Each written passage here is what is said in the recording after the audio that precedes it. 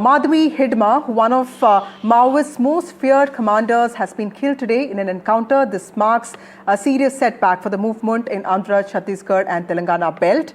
Hidma symbolized ruthless violence, local influence and also the ability to strike deep inside security zones. Now, his death puts pressure on Maoist command structure. It also raises the larger question of whether the moment can shift the decades-old conflict in the states further.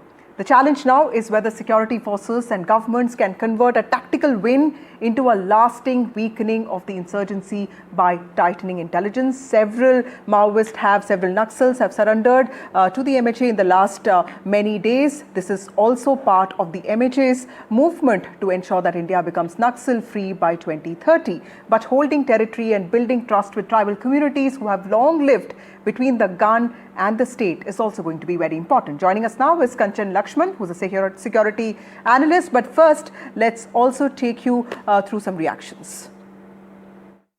Today morning, when exchange of fire has taken place between Maoist and security forces, in which 6 Maoist dead bodies have been recovered. So far, what identification we could fix is Madvi Hidma. He is the Central Committee member and 1st Battalion Commandant and one of the most wanted and dreaded Maoist. His body has been recovered. Well, this is a big achievement for the forces, especially the MHA and also the Andhra Pradesh government. But what capacities do Naxals still retain in terms of weapons across the country in certain parts? The MHA had last month clarified there are only 3 districts which are infested with Naxals now. But what happens to recruitment, what happens to surrender capabilities, and also what happens to safe zones? And how are tribal communities responding to intensified operations and what signals matter here? That's also an important question. Let me also tell you what the Prime Minister spoke about this a few days ago. मैं आपको पिछले 75 घंटों का आंकड़ा देता हूं, only 75 hours. मैं जानता हूं ये मीडिया का मेन न्यूज नहीं है, लेकिन मेरे जीवन का एक बहुत बड़ा संतोष का विषय है ये। इन 75 घंटों में 303 नक्सलियों ने सरेंडर किया है।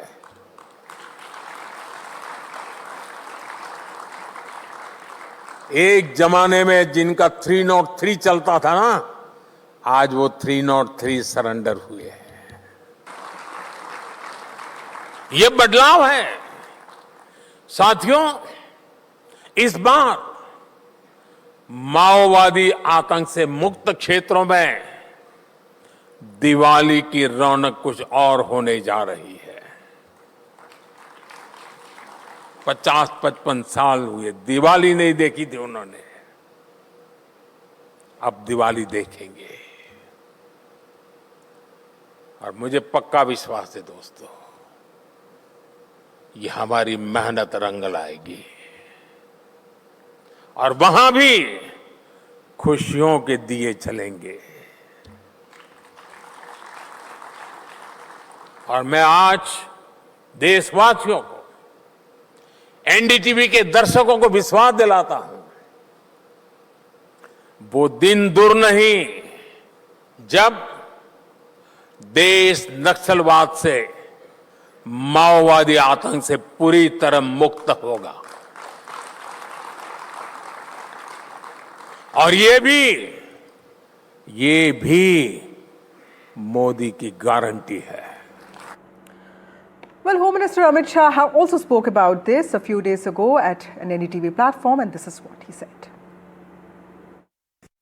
वही एक समय था जब नक्सलवाद की थ्योरी फैलाने वाले पशुपति टू तिरुपति का रेड कॉरिडोर की बात करते थे।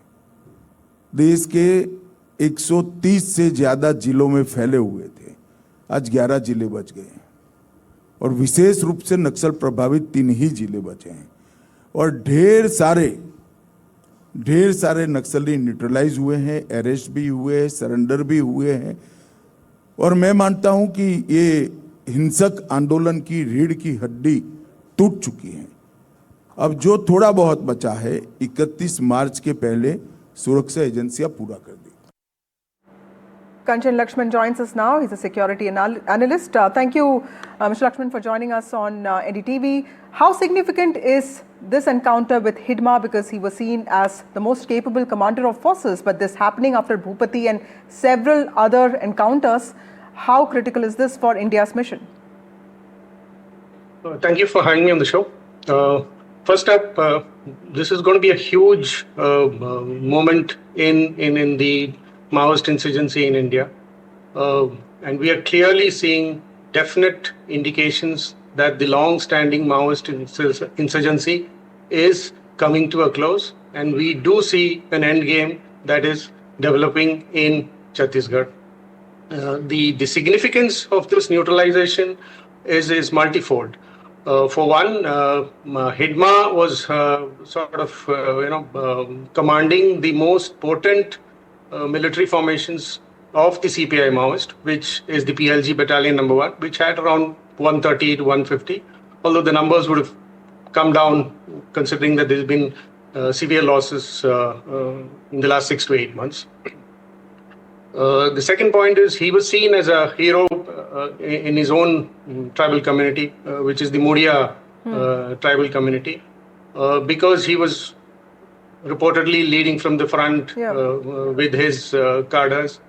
Third, he was also known to be ruthless and has also been part of many operation from their side against the security forces.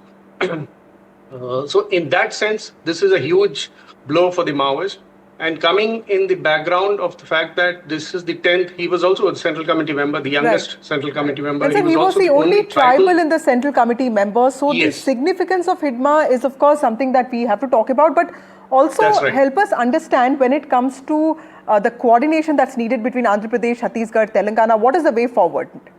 Yeah, so that's another significant point, which has also been, part of the fact that, we've reached or we are reaching the end game, is that there is a coordination between the center and the state and among the states themselves. For long, the Maoists have, sort of exploited the fact that there are different governments in different states. And so they've, if one looks at their own organogram, they have, formations which are, Andhra, Odisha border committee, that kind of a thing. So they've sort of always exploited that. So that the coordination between states has been fantastic. Mr. Lakshman, there was also one interesting point that I noted in Bhupati's letter or statement where he said that there are also opportunistic cadre amongst the Maoist cadre now, and he believes that there are people who are in touch with the government. This kind of infiltration, does it also talk about the strategy of the government in sort of pushing its anti-Naxalite operations? Yes, I mean, if one had gone to the ground last year, several of you would have possibly visited Chhattisgarh and the adjoining states.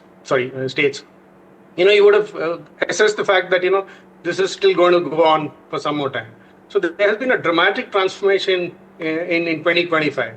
And one of the most significant fact is that, there has been precise intelligence-based operations that has led to not only a decapitation of, central command of the CPI Maoist, but also, almost close to 260 to 275 Maoists have been neutralized this year, which is the largest amount of Maoists killed so far in the history of Maoist. Absolutely. So, and sir, what is the way forward? Because, surrendering and killing them is one solution. But of course, we also need to ensure that a lot of these young people need to be mainstream. What is your advice to the center and the state governments on rehabilitation and also in terms of psychological counseling? I think, we can now possibly look at a perspective plan, considering the fact that, the Maoists are just boxed into a small territory in Sukma, Bijapur, and part of what is known as the Abujmar region. So now it is the right time to have a perspective plan in the sense that the territory that has been won over back by the security forces and the government, there, in order that they don't come back, and also there is, the civil administration should step in and close the gaps that have been existing on the ground, which has led to sort of, the root of the problem in the last, let's say, 3 or 4 decades.